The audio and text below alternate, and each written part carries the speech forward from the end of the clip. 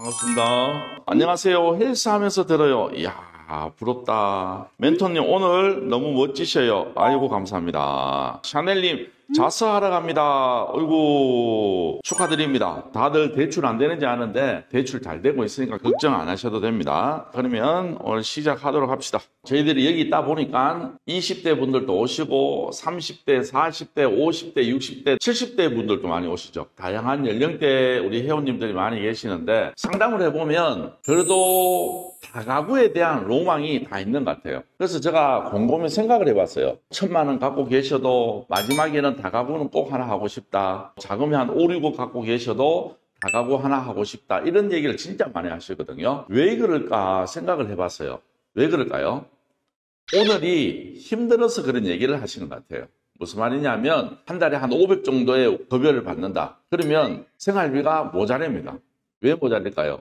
500만 원보다 더 쓰기 때문에. 어떤 분들은 한 300 정도 월급 받고 계신 분도 계세요. 300이지만 그분들도 모자랍니다. 자영업 하시는 분, 때로는 직장 생활 하시는 분들이 한 1,000만 원 정도 급여나 소득이 있는 분들도 계십니다. 그분들한테 얘기해도 한 달에 생활비가 모자란답니다. 그럼 결론은 뭡니까? 내가 지금 들어오는 수익보다는 생활 수준이 높다 보니까 지출이 많다는 뜻이에요. 그래서 그 지출이라는 거는 애들이 중고등학생, 초등학생 이렇게 있는 부모들 입장에서는 애들 학원비에 애들 키운다고 모자리고 우리 연령 정도 되면 이제 밑에 자식들 장가 보내야 되겠다. 애들 뭐 대학생이다. 이래서 또 자금이 모자리고 그리고 또 우리 위에 또 부모님 계시니까 부모님 용돈 들이다 보니까 모자란다. 우리는 하나지만 부모님은 몇 분 계십니까? 4분 계시잖아. 우리 엄마, 아버지, 장인어른, 장모 4분 계시잖아. 그 돈 들어가고 이러다 보니까 늘 모자르는 삶을 사는 것 같아요.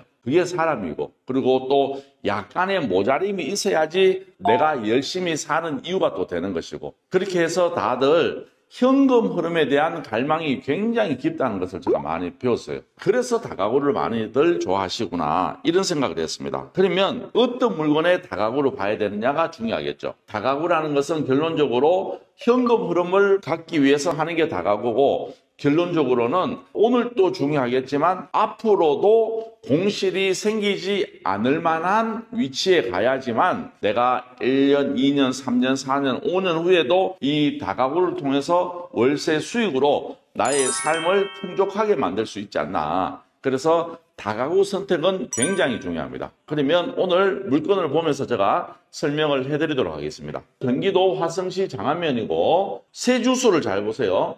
장안면 기아 자동차로 784-3.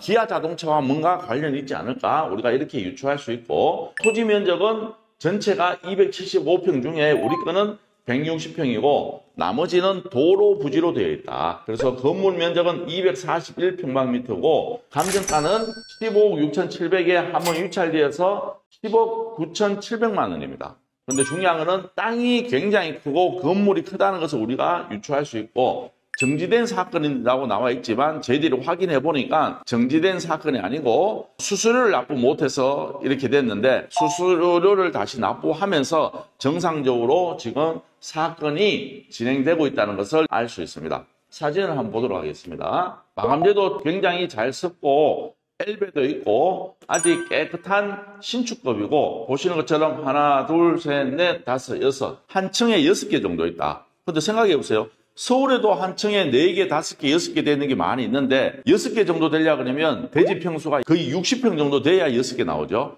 그런데 우리는 대지 평수가 몇 평입니까? 도로 지분 빼더라도 160평입니다. 그러면 방이 클까요? 작을까요?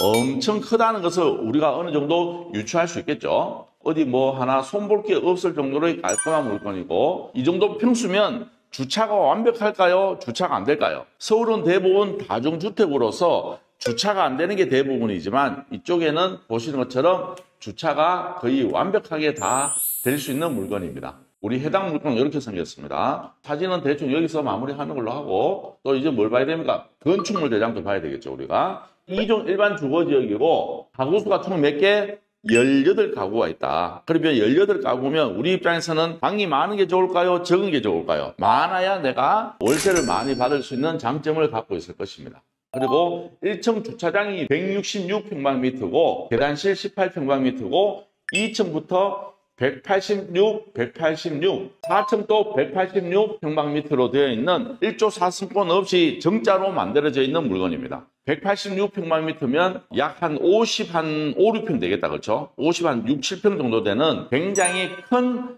다가구 물건입니다. 그러면 이제 권리 관계를 한번 알아보도록 하겠습니다. 연식은 몇 년식이다? 2019년식. 이제 만 5년 정도 되는 물건입니다. 건물이 5년 되어 있으면 그냥 신축이라 생각하시면 될 것 같아요. 말소 기준은 19년 7월이고 대항력이 있는 임차인이 있느냐 확인해 본 결과 대항력은 없습니다. 그리고 이분들이 보증금 6천인데 최우선 변제금이 얼마까지 나간다? 3,400만 원까지 다 받을 수 있는 임차인으로 구성되어 있고 대항력 있는 임차인이 없기 때문에 더 이상 권리관계는 볼 필요가 없고 네이버 지도 한번 들어가도록 할게요.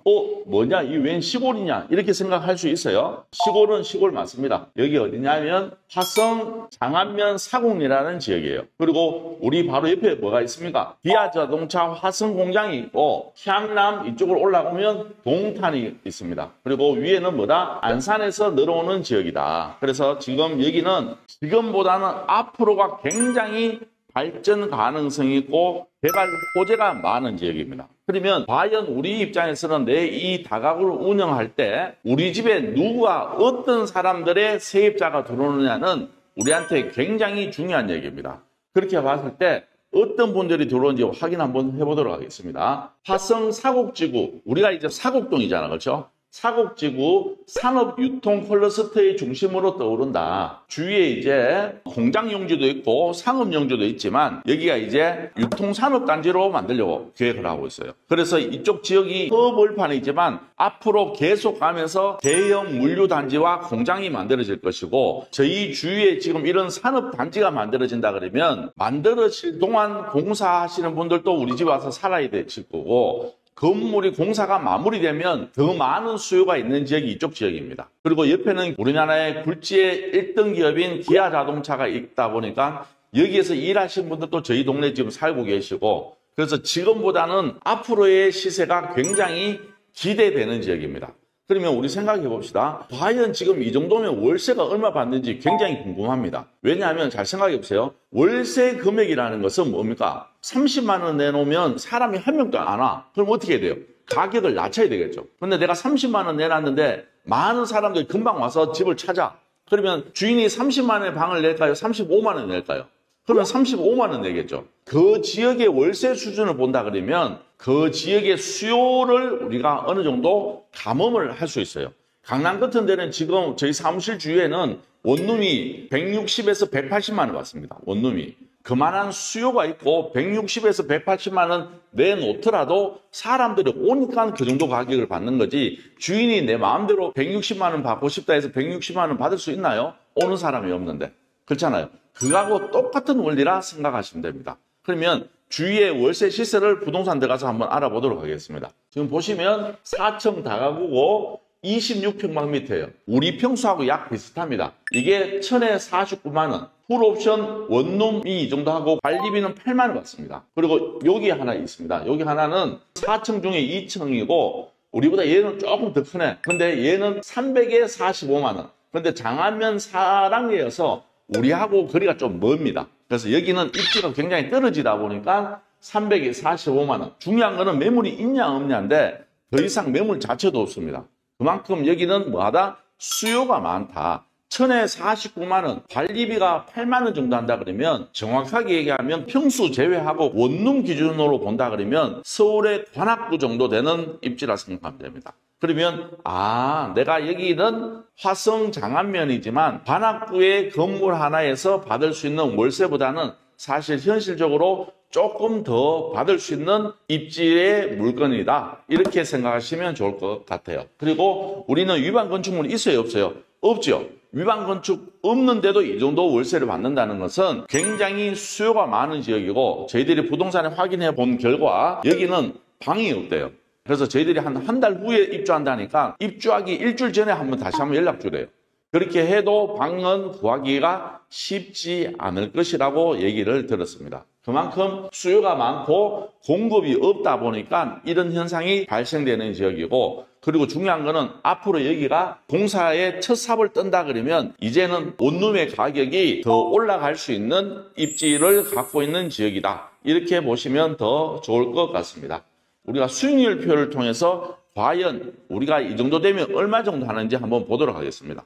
앞으로는 여기에 신축 들어올 수 있는 가망성은 있긴 있어요. 그런데 중요한 거는 신축 들어오려고 그러면 우리가 지금 연면적이 240평 정도 되는데 주차장까지 플로트까지 다 해서 그러면 240만 원에 800만 원만 잡아도 약 한 20억 정도의 공사비가 필요합니다. 땅값을 제외하고도 한 20억 정도의 공사비가 필요한 지역이다 보니까 월세를 50만 원 받아서는 될 일이 안 되겠죠. 앞으로 여기는 수요가 많기 때문에 공급은 분명히 이루어질 것 같아요. 그 대신 월세는 어마무시하게 비쌀 것이다. 지금 실질적으로 용인의 하이닉스가 곧 공사를 시작하는데 그쪽 일대의 원룸 월세가 90만 원 한답니다. 90만 원.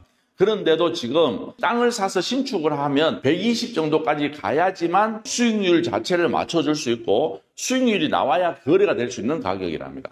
건축비가 많이 오르는 바람에 공급하기에는 굉장히 힘든 상황이고 그렇다고 공급이 안 되느냐? 아닙니다. 공급은 할 수 있지만 공급을 하기 위해서는 그만한 월세가 맞춰져야 되는데 실제적으로 서울보다는 이런 데가 수요보다는 공급이 없기 때문에 월세를 지금보다 충분히 더 받을 수 있다. 그렇지만 저는 이렇게 생각합니다.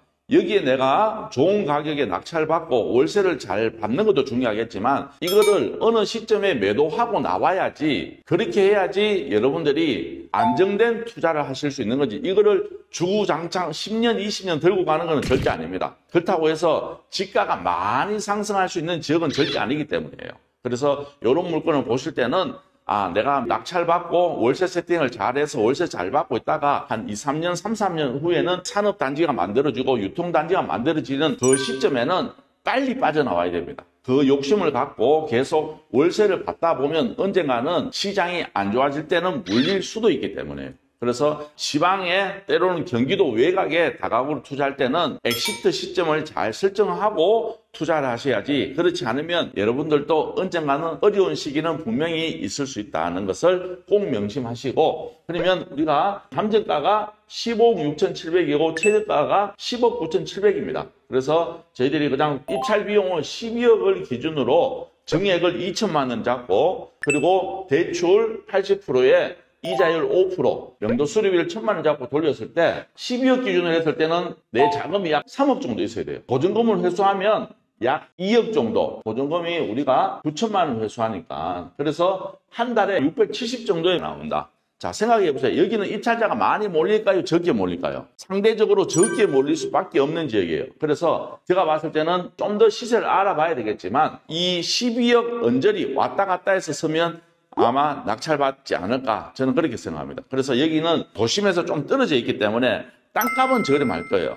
그렇지만 다가구라는 것은 건물 짓는 가격 때문에 그리고 주위에 공급이 없기 때문에 월세를 받고 생활하는 데는 전혀 문제 없고 수익률이 이 정도는 나와줘야지만 우리가 입찰을 볼 수 있는 가격되지 않겠냐 이렇게 생각됩니다. 그래서 여러분들이 지금 내 현금이 약 3억 가까이 있고 투자를 한 2억 정도는 내가 할 수 있는 이런 여건을 갖춘 분이라면 한 달에 670 정도면 어때요? 대기업 단위는 월급 정도 된다 이 말입니다. 이자 공제하고도 670이면 연봉 1억 정도의 급여 생활을 할 수 있는 사람이 될 수 있다. 그래서 여러분들이 이런 물건 정도를 하나 선택하시면 날씨는 춥지만 마음은 따뜻해지지 않을까 저는 그렇게 생각이 됩니다. 가고 싶으면 먼저 발을 떼라. 저는 우리 회원님 들어올 때마다 기분이 너무 좋습니다. 왜냐하면 아이디라 그래야 되나 이거 뭐라 그래야 되지? 짧은 글에 많은 것을 의미 있는 말이 포함이 되어 있기 때문에 저는 너무 좋아합니다. 가고 싶으면 먼저 발을 떼라. 그렇죠? 우리는 항상 꿈만 꾸지 행동을 잘 안 하는 사람이잖아. 행동을 하다 보면 어려움이 있을까요? 없을까요? 당연히 있겠죠. 어려움이 없이 성공한다는 건 거짓말이에요. 분명히 어려움이 있지만 그 어려움조차도 나의 멘탈과 주위에 있는 사람들과 같이 힘을 합쳐서 해결한다 그러면 어려움을 해결할 수 있어요. 그런데 우리가 이렇게 보면 너무 이기적인 게 굉장히 많아요. 그래서 우리가 항상 어려울 때는 주위에 있는 사람들이 힘이 될 수 있고 때로는 주위에 있는 사람이 나쁜 영향을 끼칠 수도 있지만 좋은 선한 영향력을 갖춘 분들하고 함께 한다 그러면 좋은 기회를 내가 다시 만들 수도 있고 위기가 기회를 만들 수 있는 환경이지 않겠나 이런 생각도 많이 합니다. 다가구 강의는 항상 가슴을 뛰게 합니다. 아이고, 여러분들이 다들 우리는 승인이고 냉정하게 이성적인 판단을 할 수 있는 사람이고 나의 생각도 중요하고 상대의 입장도 중요하고 그런 부분을 잘 조율해서 잘 지내는 우리 모두가 되었으면 좋겠습니다. 날씨가 많이 추우니까 여러분들 감기 조심하시고 우리 내일 아침에 다시 뵙도록 하겠습니다. 지금까지 더 낙찰 옥션의 김멘토였습니다. 감사합니다.